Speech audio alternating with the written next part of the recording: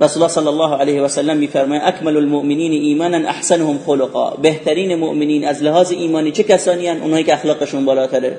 و خیارکم لنسائه خلقا، و بهترین خوشرفتارترین شخص خوشرفتارترینتون نسبت به کیه؟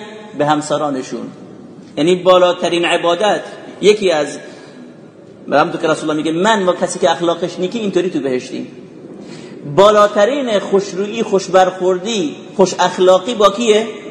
اون چیزی که سبب میشه اینطوری انسان بشه با رسول الله صلی الله علیه و در بهشت چیه؟ خوب بودن، خوش اخلاق بودن با همسر.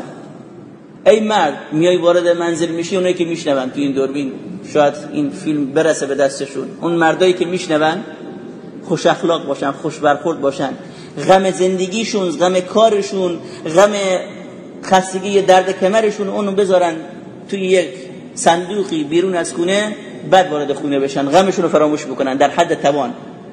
لا یکلف الله نفسا الا وسعها، در حد توان. ولكن فاتقوا الله ما استطعتم. ای مردان از خدا بترسید در حد توان، یعنی تا جایی که میتونید.